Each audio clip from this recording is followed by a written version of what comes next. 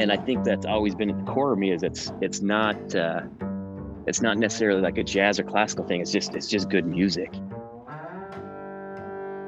It was so great to get today's guest on the show. I've been a fan of his and the work he does on the bass as an educator and as an organizer of one of the largest events of its kind. I'm Jason Heath. This is Contrabass Conversations, and we are talking today with Josh Skinner, who wears many hats, but the hat I was referring to just now is that he is the director for the annual Lionel Hampton Jazz Festival, which I believe is the largest of its kind in the United States and possibly / probably in the world. It brings together thousands of jazz students from the United States, from abroad. I was there as a clinician this year in 2020. Yes, I was somewhere in 2020. It's hard to imagine. Seems like forever since I've been anywhere. But one of the last places I was Moscow, Idaho, and participating in this festival, which is just fantastic. So Josh and I are connecting here over Zoom. We didn't have a chance to in person during that event. It would be madness when you're directing a festival to try to do that. But we talk about the festival a bit, the pandemic, of course. How can we not talk about that? Josh's path through the music world, which I think is very interesting. And yeah, I just can't say enough good things about him. Really, really exceptional artist. And we've got links to everything, so definitely check out his website, his Instagram. And without further ado, here's my conversation with Josh Skinner.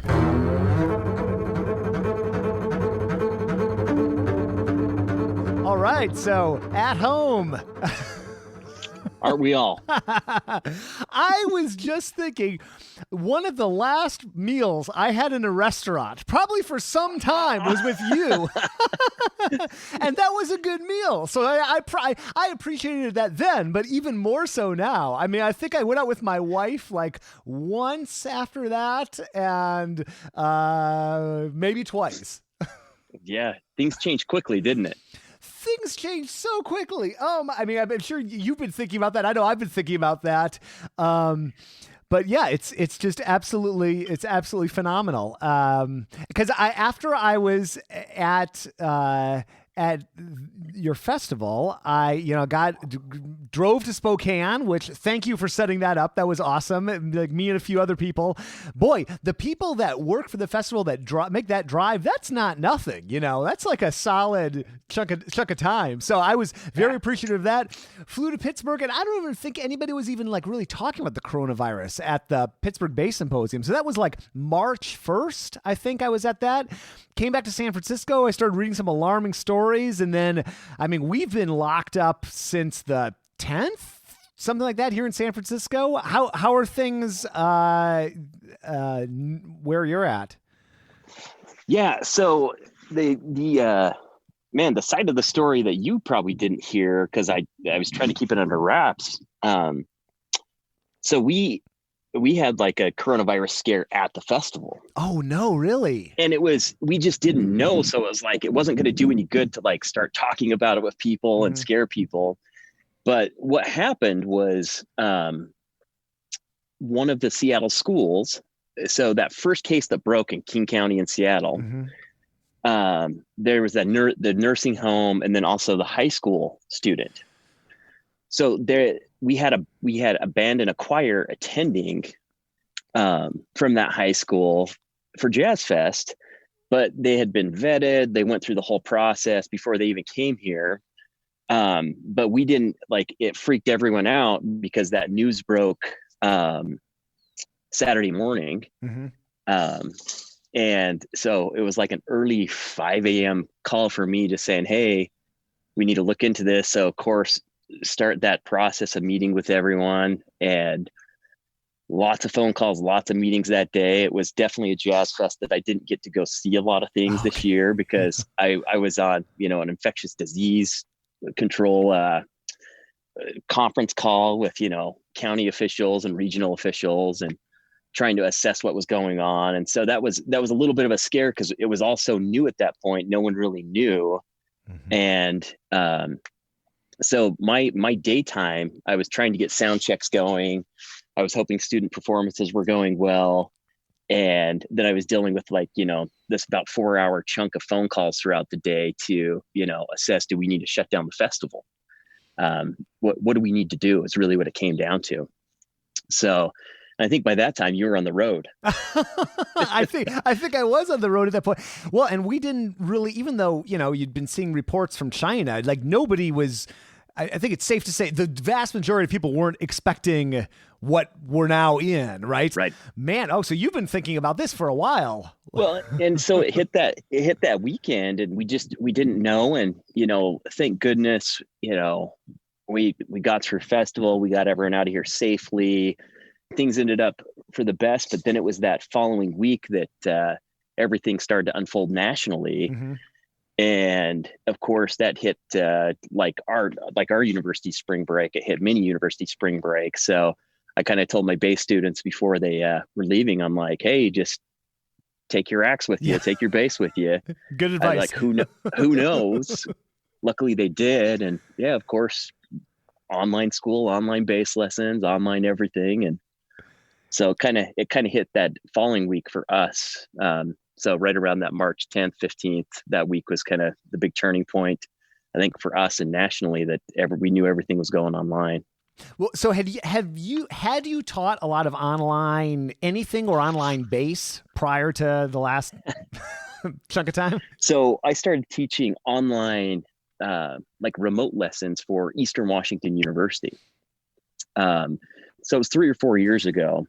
I started, and so I had been doing that remotely for them, regardless of where I was in the country. So to me, it wasn't anything new. It's just, to me, it was what I always learned was when I would travel into town, because I was teaching at a different university at the time and my wife was at University of Idaho, and I'd try to run up and visit those students in person. The biggest thing I'd learn is, I would suddenly be like, oh man, their tone is not what I think it is, or, this is not translating, just because we were literally doing everything online every week, not just an occasional lesson online. Wow. So there were some challenges there that I learned pretty quick. And so making the transition wasn't really anything new to me. It's just, I knew the immediate pitfalls that my students were going to experience. Well, pitfalls that I think a lot of people are experiencing now is like the sound of a double bass E string through an iPhone microphone. Right. Is not pretty, at least not the ones I've heard. We were doing this session with an event organizer named Richard Duke here. He runs the Golden Gate Bass Camp here in San Francisco. Yeah. He's been putting on with different players from the symphony. We had Andy Butler, who's this wonderful freelance bass player here in the Bay Area. Very California guy. Just I love it. I love him. But it was so funny. All the other sessions had been in person. The last one was right before everything shut down. So I think schools were shutting down, but they still let us have this session because there was no shelter in place or anything. Then this one was last week, and it was so funny. One kid, we had 5 kids. 4 of them had nothing except a Chromebook or their phone. And then one kid had a microphone, and it was so great to listen to that one kid play. And it was just so funny, Andy's comment. See, with the other kids, he's like, all right, tone's pretty rough tone. We'll see what we can do. We can tell the rhythm, kind of tell the pitches, nothing else. But I mean, boy, that is like... that's, I guess, the obvious pitfall you've probably experienced too. Yeah, now that a lot of us are kind of a few weeks in of Zoom lessons, so to speak, they'll be playing along with the metronome, and of course, the buffering, suddenly they're playing faster, but they're playing with the metronome, and then it slows down. It's like, well, their time was good, but that's just the internet going, pushing that. And yeah, it's really interesting. And I started utilizing a few different things with my students just because I needed to hear their tone more so, and their tone and time. So those practice videos kind of became a nice component of sharing, through, I happen to use Google Docs. So they post things in there that I can check out and prep with their lessons, because I know that vehicle of Zoom, I know tone's going to sound bad, and it's tough to tell time if it's buffering and pushing back and forth. But you can there's some things that we get to work on, as but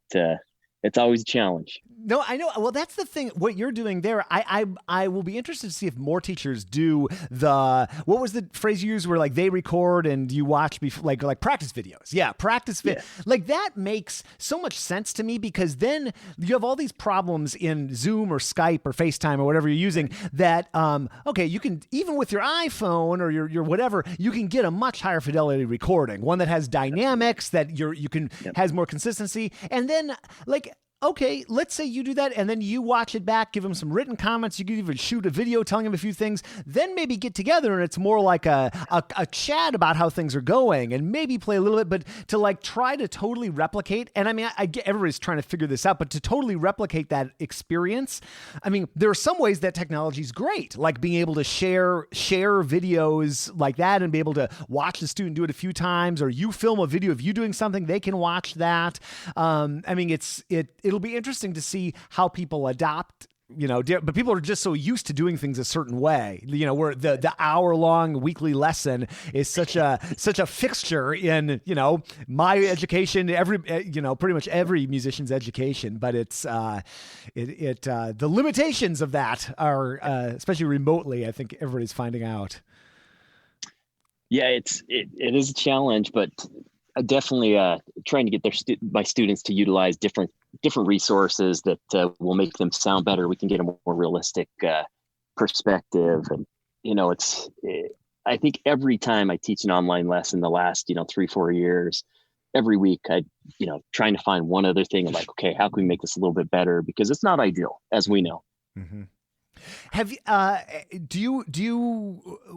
especially with these students that you will work with on, which I guess is everybody now at the moment, but like remotely, do you have mic recommendations? Or because I've been getting so many questions and I am such a non-expert. I have my Zoom H6, which I just happen to own, and my good old SM58 I'm talking to you with. It's not like, and the H6 actually works great for bass, but I don't know if you found anything. And then the problem is trying to recommend something to students that's hundreds of dollars is like kind of a tough ask.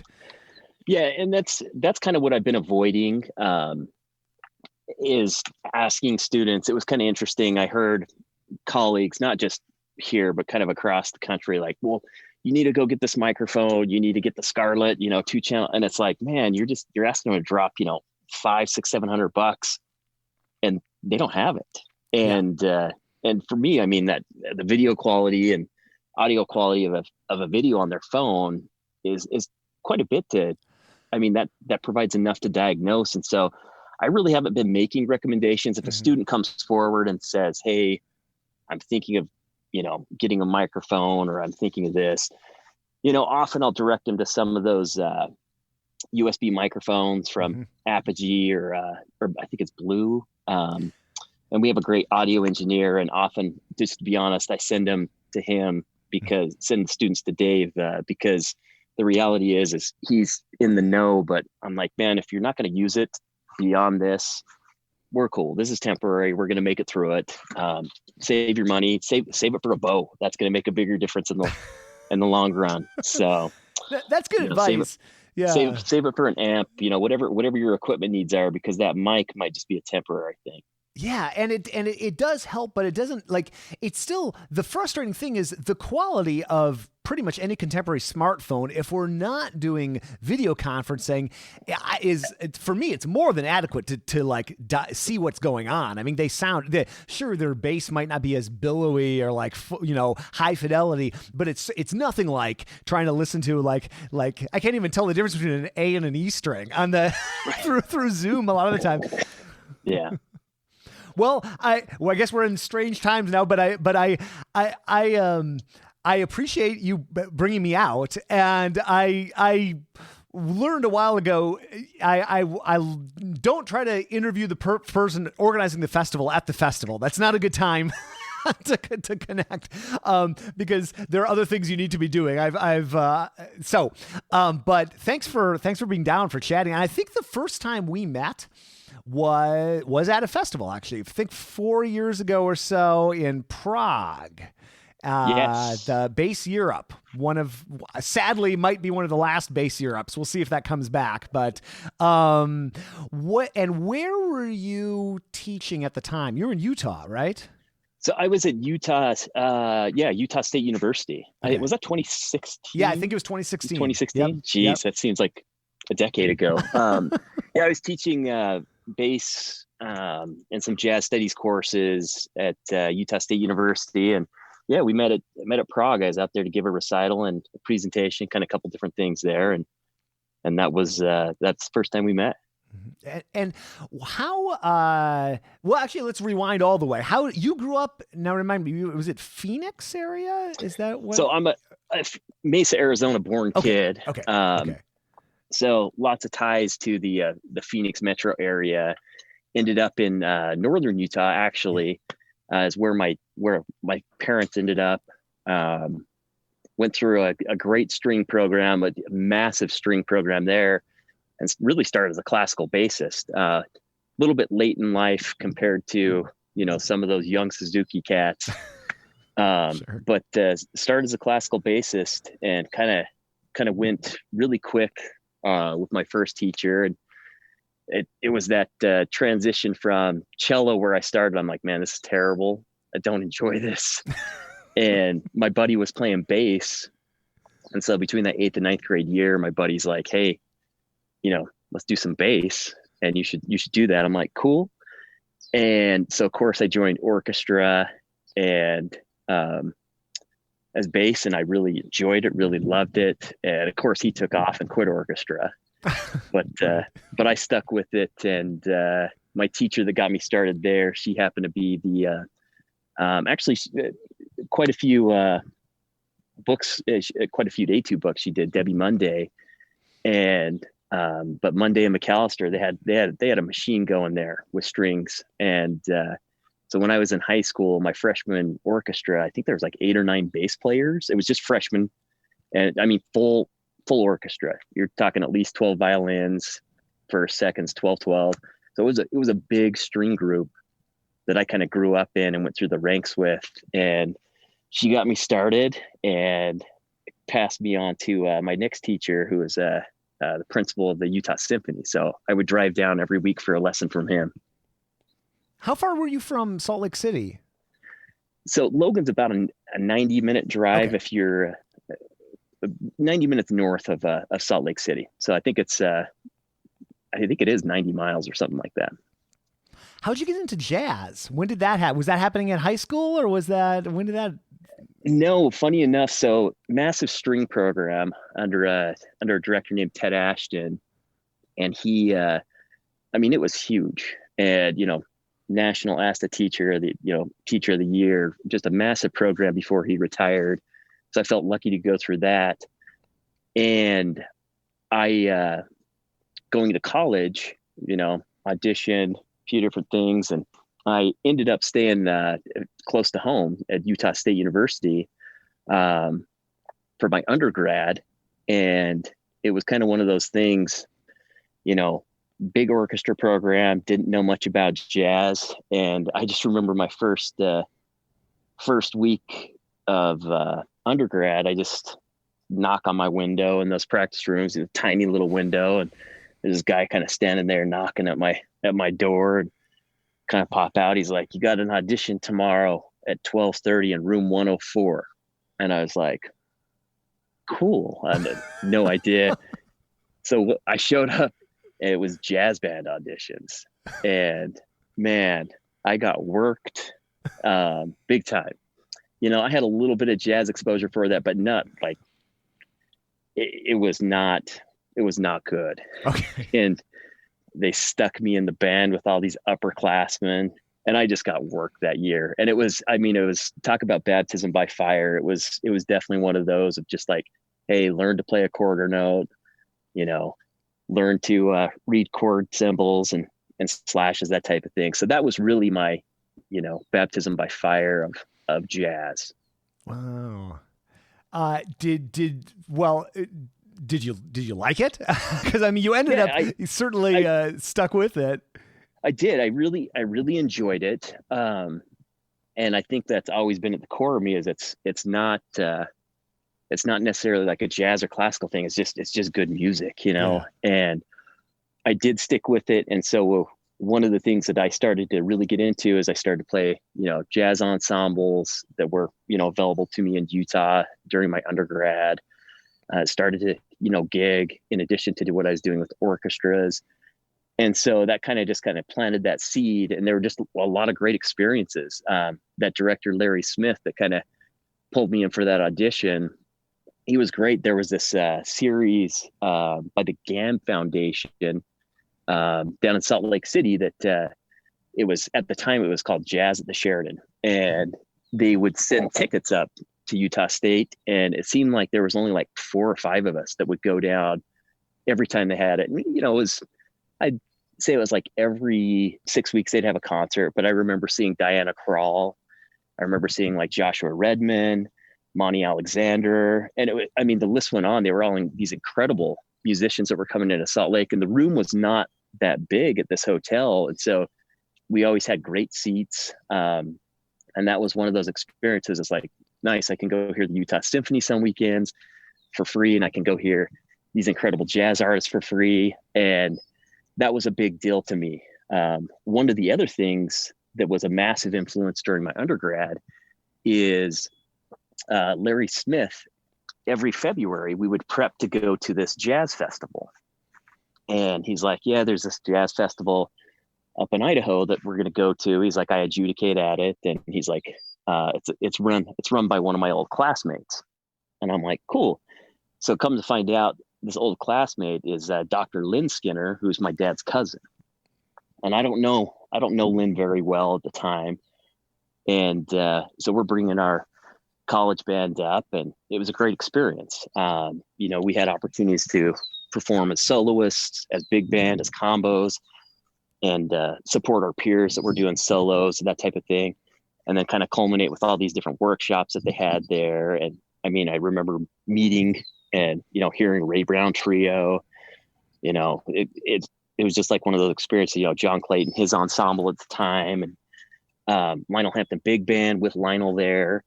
And it was this great experience of just like, wow, this music's incredible. And, you know, I'm getting to see kind of all these incredible names that you read about in your jazz history textbooks. And it was definitely a formative time for me when it came to kind of diving deeper into jazz.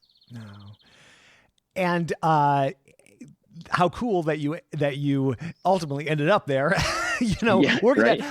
But your dad was a radio guy, right? Wasn't that what took you to Utah in the first place? Okay. Yeah. So he was, my dad was doing, he kind of helped get the sports radio network for the university off the ground. At the same time, he was working with commercial radio. So he was getting the basketball, you know, play-by-play going, and the football play-by-play going is one of the things that he got going.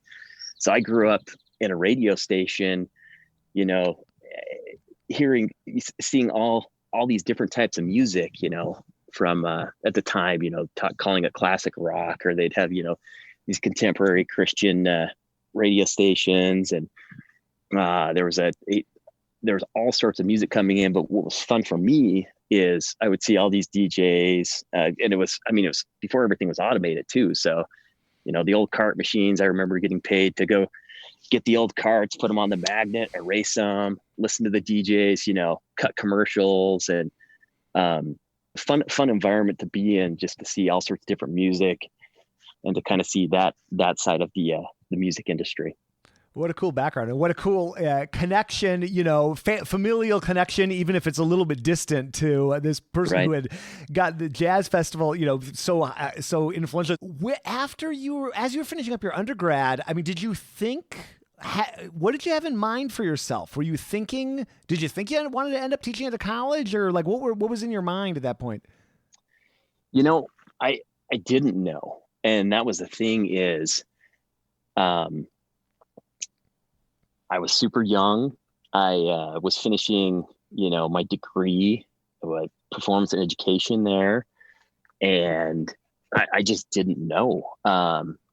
I was dating a girl at the time that it ended up being my spouse now.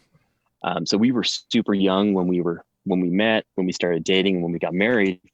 And I finished my degree, and not to muddy the picture, I was super lucky because I had a job at a local private sporting goods store that I was like the athletic buyer, the golf buyer. So I had a job that was like kind of way above my skill level and pay grade, so to speak. But it was nice because it was flexible to the point of like I was making a good income, but I could still practice. I could still go to school. I could still gig. So it was super lucky.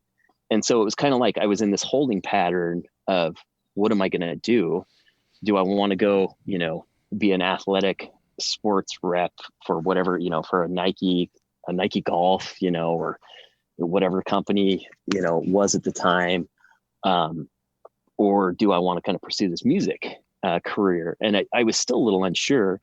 And as my wife was finishing her last year of school, we kind of just started talking about looking at different options of where to go. And we decided, well, let's go down to Phoenix, let's get down there and let's try something new. And so the easy thing for me was to just apply for music ed jobs. And so I landed a great job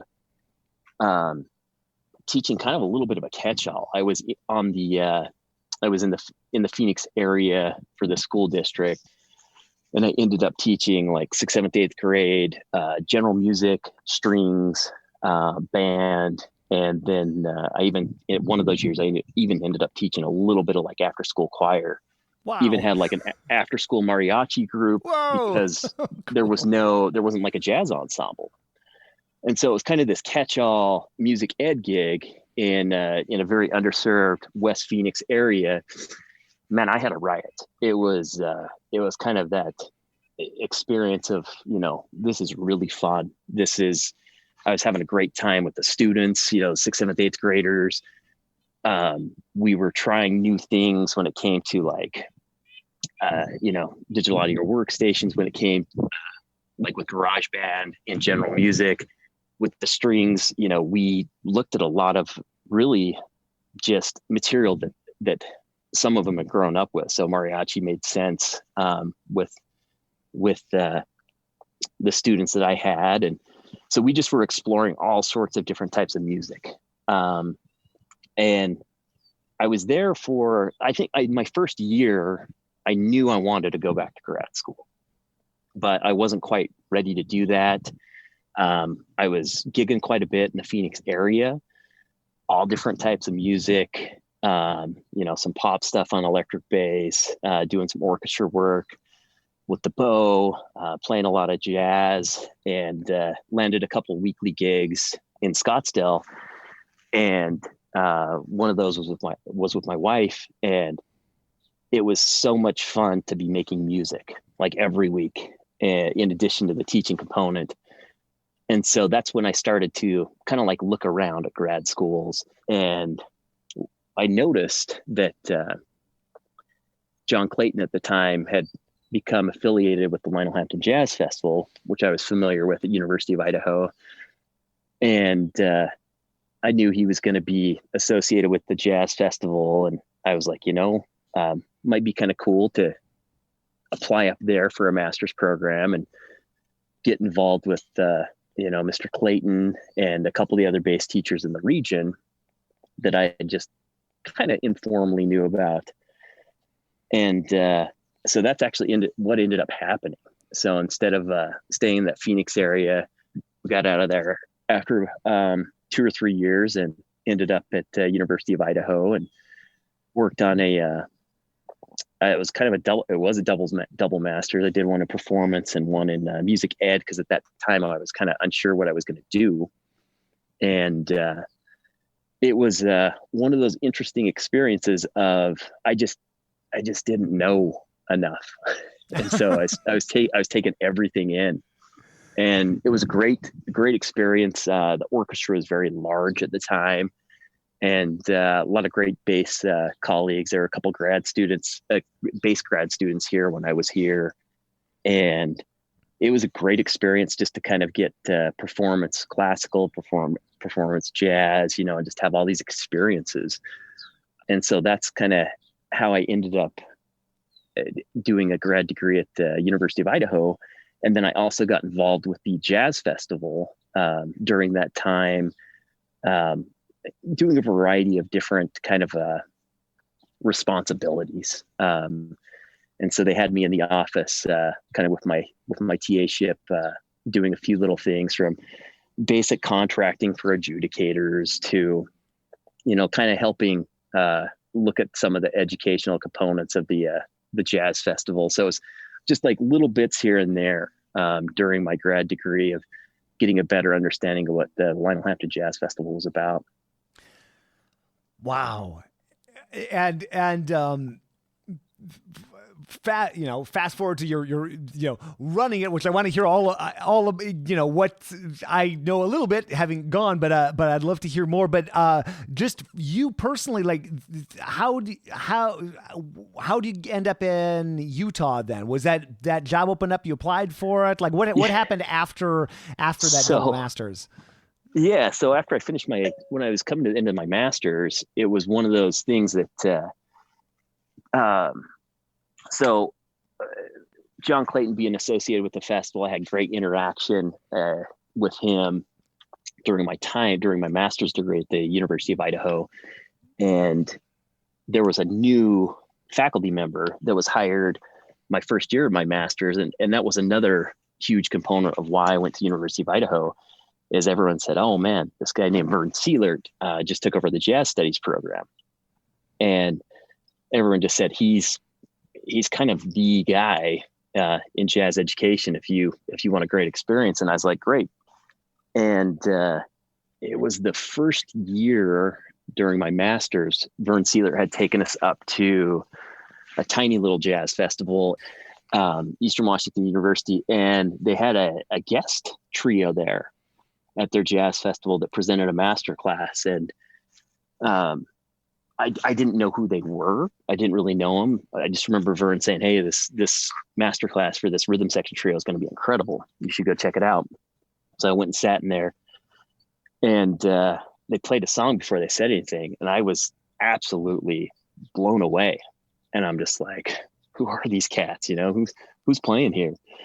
And it happened to be the faculty from the University of Northern Colorado. So it was Eric Applegate on bass, Jim White on drums, and Dana Landry on piano. And it was incredible. I mean, it was one of those experiences that was just as deep as, first time I experienced a Ray Brown trio live, like just their performance was just, I was like, wow, that was incredible.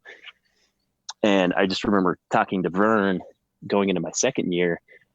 He's like, what are you thinking of doing? And I'm just like, well, I'm thinking of getting a doctorate degree. And he's like, well, where are you thinking? I'm like, well, I want to go to University of Northern Colorado. And he's like, good choice. He's like, where else are you going to apply? And I said, well, I'll look at USC, and I'll think about North Texas. I said, but I really just want to go to Northern Colorado. He's like, well, you still got to apply other places. And I was lucky enough that when I did apply, and got accepted there and got a TA-ship that worked out going to University of Northern Colorado. And it also helped out my spouse at the time from the perspective of she kind of she was very supportive during my master's, incredible support. And as I was wrapping up my master's, she was like, man, I think I want to go back to school and pursue music full time. And so we both had applied for Northern Colorado, great fit. She'd applied for other schools as well. That's where we ended up going. So I was starting my doctorate as she was starting her master's. And then as I went through my doctoral program there, I had a year where Kate was still working on some of her material. So I was doing a lot of like the regional orchestras, playing with Greeley Phil, Fort Collins in Boulder, down in Springs. So I was kind of doing that regional symphony thing. And then I also had a couple weekly regular jazz gigs that I play. So I just played a ton, and kind of as I was trying to wrap up my dissertation, I hadn't quite finished it with Northern Colorado. The Utah State gig came up obviously I had the connection to Utah State with my undergrad, but the current director of jazz studies was new. I did not study under him or work under him. We knew of each other, and he said, "Hey, we're desperately in need of a bass teacher." And I should back up. When I was attending Utah State, they were actually sending me to Salt Lake for my bass lessons because we didn't have a bass teacher. Mm-hmm. And so that was fine with me because I'd go study with David with Utah Symphony, and sometimes I'd be at University of Utah for my bass lessons, even though I was with Utah State. So, I was just like, oh, this is interesting. If it works out, it works out. And it ended up being a visiting assistant professor, like a 3-year term position. And, I felt like Kate and I were dragging each other back and forth. And so ended up down at Utah State, finished my dissertation.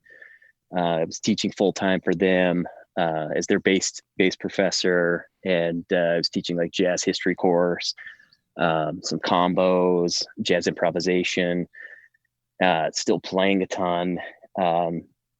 Lucky enough, I was, subbing with Utah Symphony during this time and playing a lot of jazz. So it kind of just kept me very busy. And I kind of saw, well, at the time, I think it was summer of 15, I was subbing for Utah Symphony down in Salt Lake, and Kate had applied for a full-time job because she wanted a full-time gig.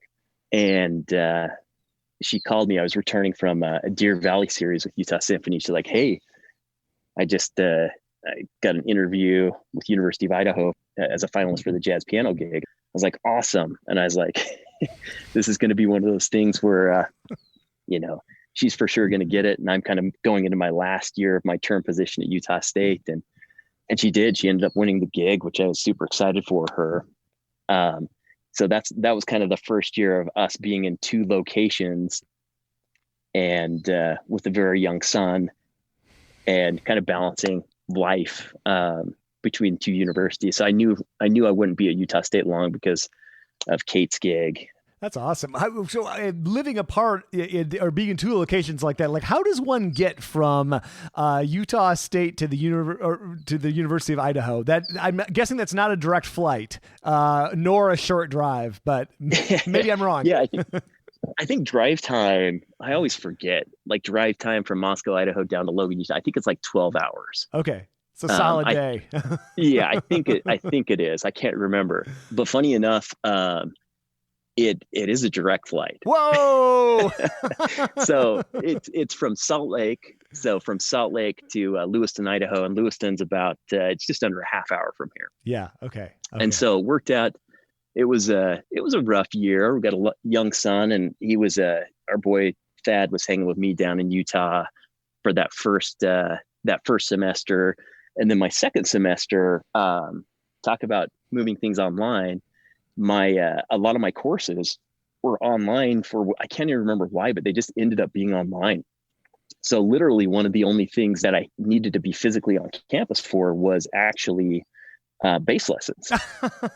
Ironic. So we kind of experimented that semester, and we did some online lessons back in the day.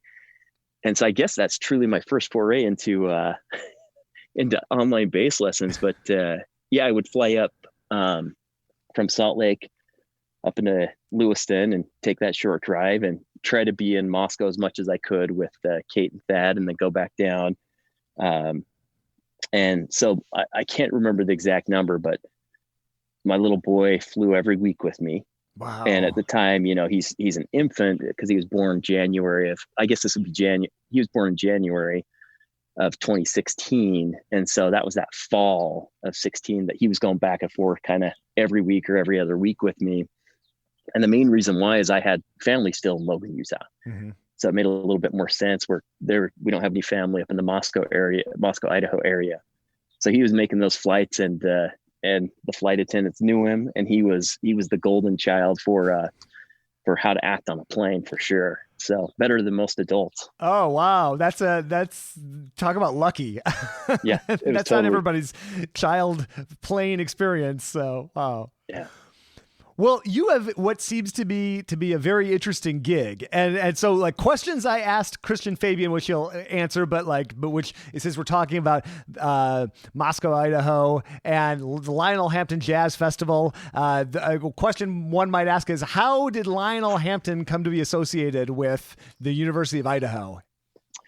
So, Dr. Lynn Skinner. He was faculty at the University of Idaho, and he was hired as an educational faculty member. So he's teaching music ed courses, that type of thing. And he kind of had the festival kind of passed off on him, obviously not at the size and scale we're at today. But, you're talking back in the 70s, and he took over as a director in 77. And in Dr. Lynn Skinner's words, he's like, man, I've been planning, regional ensemble festivals for high schools, middle schools. He's like, so it was a easy fit for him to start organizing this jazz festival at the university to bring individuals in. And then it was in the early 80s that, he had started to bring in some of the, some bigger names in jazz, and he got Lionel to come in.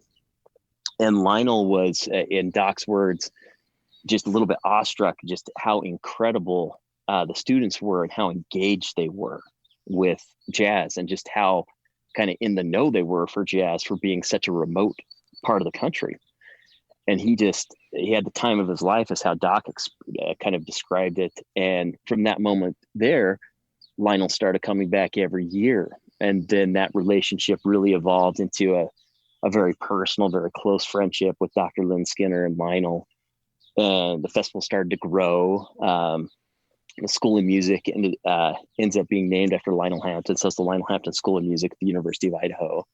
And Lionel has this very strong connection to obviously the festival named after him, and to the region, and kind of a big highlight in some ways for him every year to come back to his festival. So that kind of in a nutshell is really how that relationship developed, and how Lionel became, a household name in this region.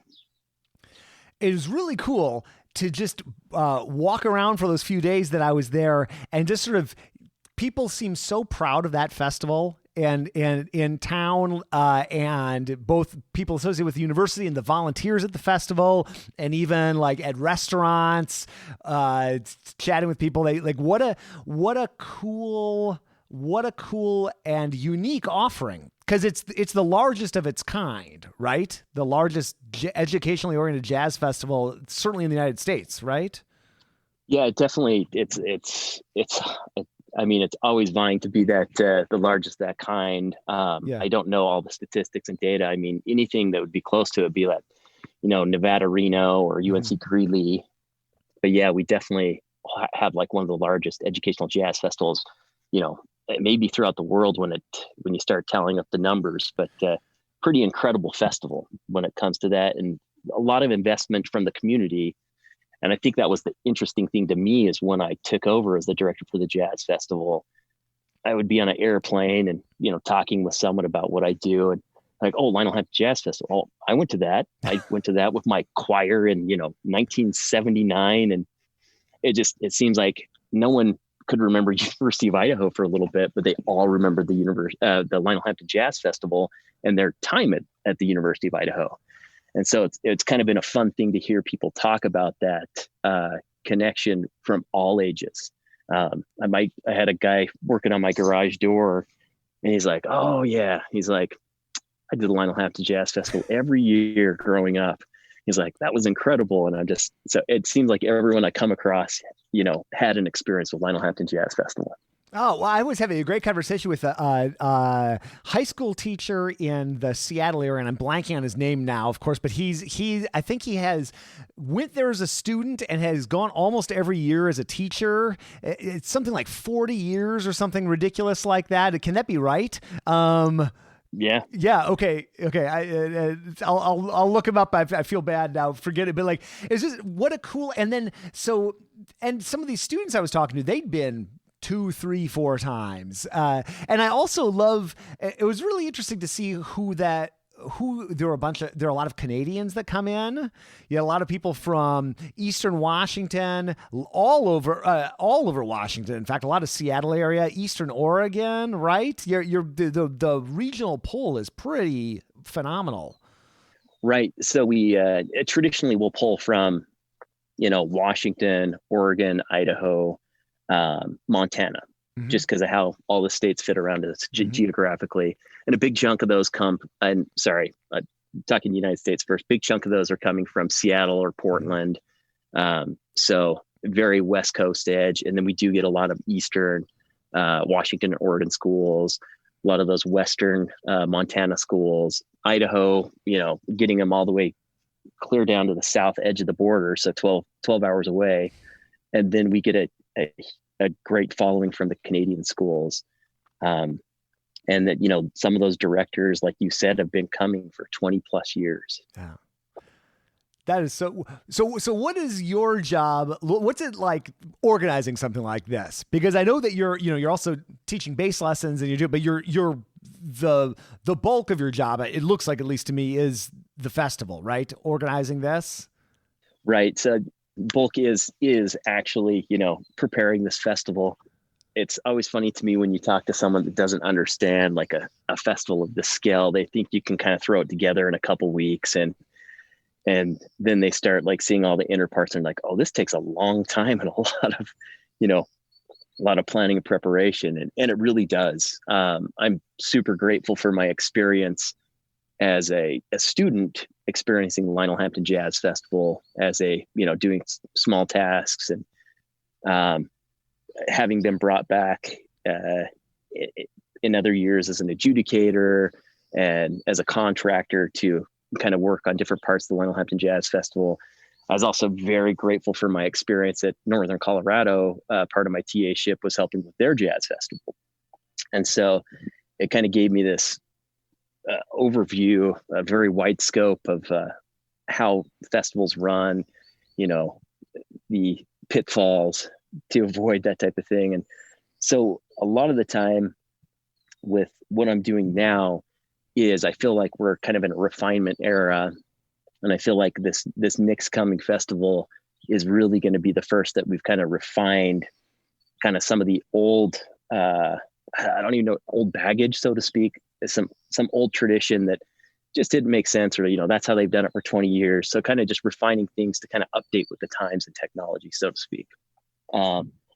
But yeah, that planning and prep is fairly extensive because we open registration in September, and then that leads us all the way into the Jazz Festival into February. And we really take, March, April, May, June, July to everything from like a talent buy to make sure we get the talent there, where we do our jazz in the schools program, which is our educational outreach program. We do that year round. So normally we would be doing that right now. We'd be going out into the schools with artists that we bring in for March, April, and May. Obviously that's on hiatus right now, hopefully till the fall, but then we do that in the fall as well, where we're taking these artists out into, parts of the community in the Northwest that might not have music ed, or they might not have those opportunities in front of them. So we're taking jazz to them. So that's a big component of what we do.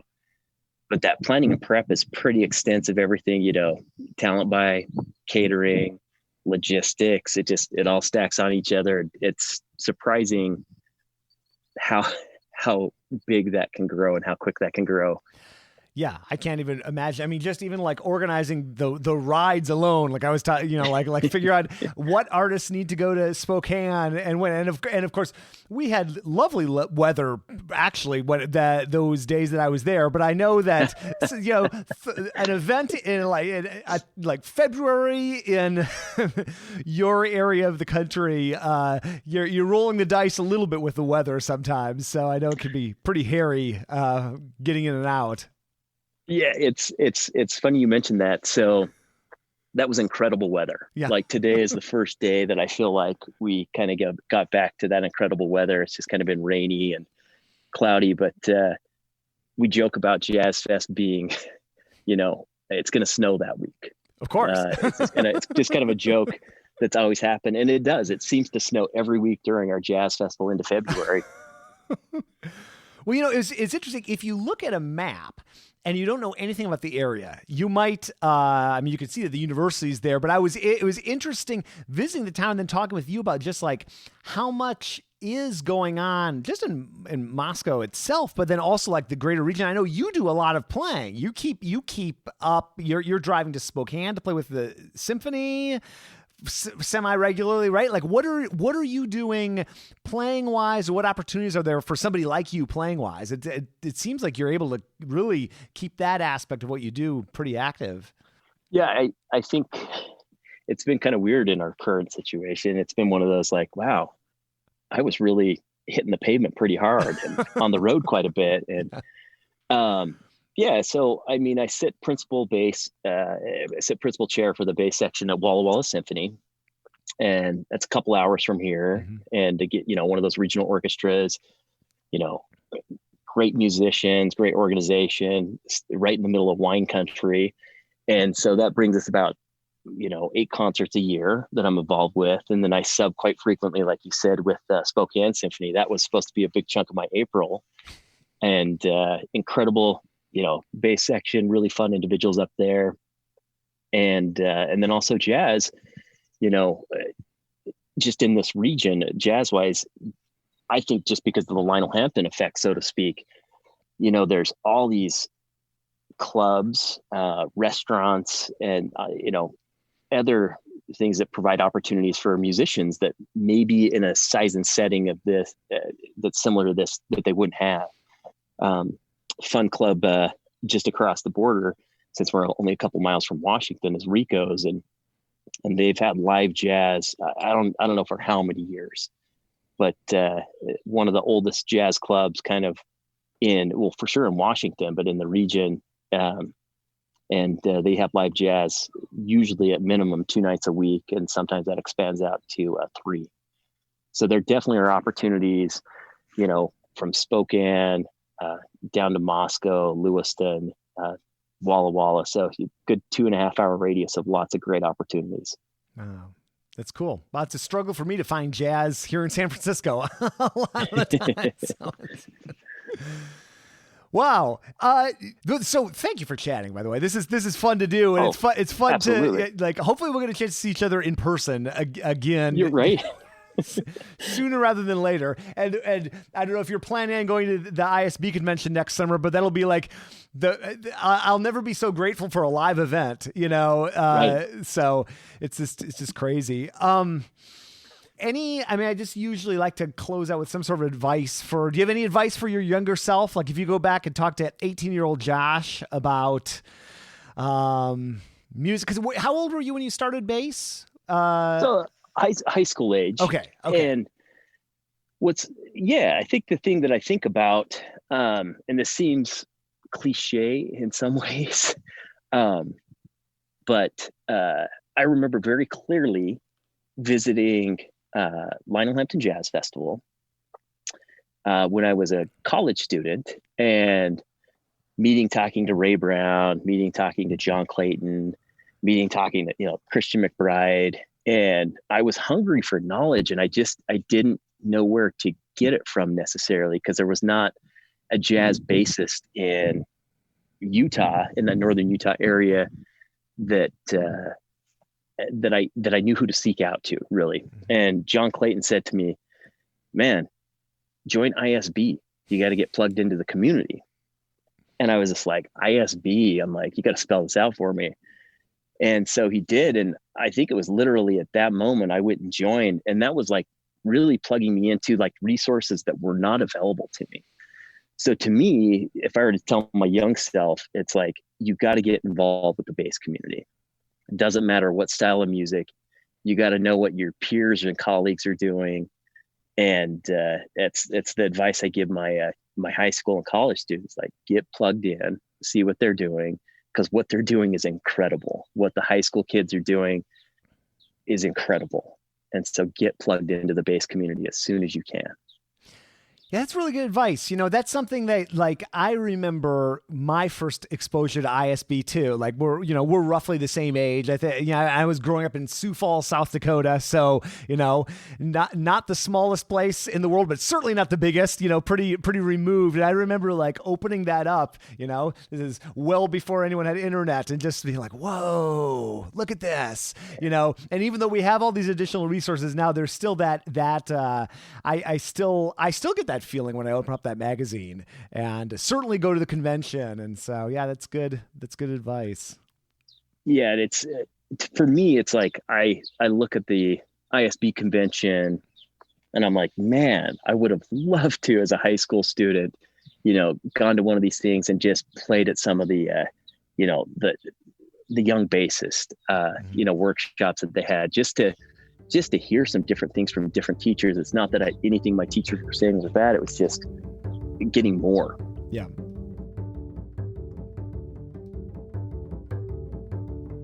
Josh, thanks again for chatting and for bringing me out to University of Idaho for the festival. And as we talked about here, having a great meal, one of the last restaurant meals I have had. And so it's great to hang out and chat for the podcast. And I know we'll do it again soon.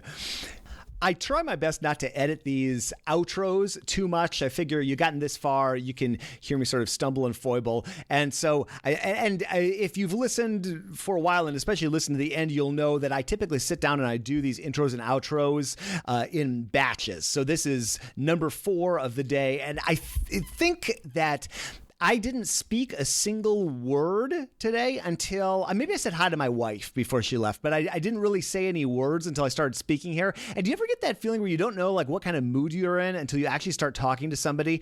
And so I started off and I was like, I feel grouchy. I don't know why. I'm not sure. Maybe the coffee levels didn't get dialed in right, or the breakfast or something like that. But as I started to do these, I started getting into the groove and just remembering back. And I go through all these weird emotional states with the podcast. I do the interview and it's great. And I love it. And then I get stressed because I look in Dropbox and I see the large quantity of unedited or unfinished episodes. And I think, oh my God, I'm a terrible person. When are these going to get out? When am I going to have time to work on these? And then when they all come together and I'm putting the images in and I'm doing these intros and outros and I see a date that I know they're going to come out, then I'm all excited again. So I have this like valley of sadness between the fun of talking to the person and the fun of seeing it come out into the world. And I'm talking to you on the mic that I don't like to use, and I don't know why I don't just get out my good mic. This mic is a great. It's like, I think we call it the podcaster's best friend, or I'm sure there's a better one out there now, but it's the ATR 2100 Audio-Technica. And it's usually around $60 or something like that. Sorry about this tangent, but it's just been on my mind since I've been recording these. So it's a perfectly good mic that does pretty good background isolation. So if I get far away, you could probably not hear me very well. Now I'm about 3 feet away. Now I'm close, but it doesn't do as good a job as the mics I usually use. They're just more hassle and everything. And I have this thing on this stupid low tripod that forces me to hunch down. And then you get a lot of puh kind of sounds into the thing. And then also it's on the table. So if I do any tapping, which you can probably hear that, it all comes through in the recording. So future Jason, remember, just set up the good mic and you'll be a happier camper.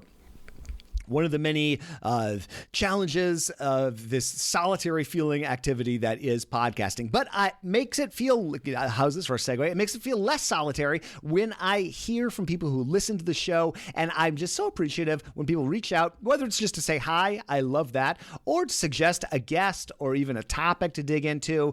Anything people suggest. Oh, by the way, feedback@contrabassconversations.com. That's the best way to get in touch with me. I keep a spreadsheet and I keep lists of things like that and go through, and when I'm thinking about guests or doing some research or trying to put together, it might not even be a podcast. It might be a blog post or a talk or something like that. That is all very helpful. And I try to think of all the work I do, whether it's the podcast or videos or the presentations at various events, as something that I've been listening to the community and trying to get out something that many people will find to be of value. So that's a very long way of saying, feel free to drop me a line. Email probably is best. Twitter is probably the worst, followed by other social media direct messages. I just lose those. So email, it'll get into my queue more reliably.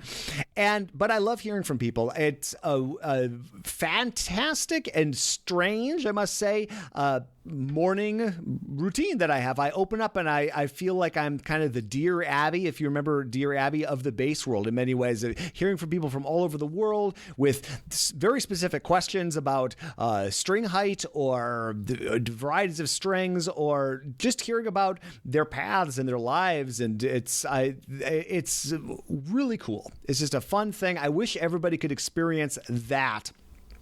I kind of hate email. I probably do hate email, actually, but I've learned how to battle it in a way that is effective in my life, and I really do enjoy hearing from people who listen to this show. So thank you for listening, and thank you to the team who puts these together. They are Michael Cooper, Stephen Hinchy, Trevor Jones, and Krista Copper. Mitch Mooring actually takes all these bits and pieces and puts them together, just like he puts together. That seems like a cheesy line. I got to work on my line, but he does. He puts together, makes beautiful basses just east of the Dallas-Fort Worth area in Kilgore, Texas. Learn more at mitchmooring.com. And that groovy music you hear behind us, that is the creation of Eric Hochberg, playing the pizzicato line while I'm playing the arco line. Learn more about him at erichochberg.com. I am your long-winded host, Jason Heath, and we will see you again soon for more life on the low end of the spectrum.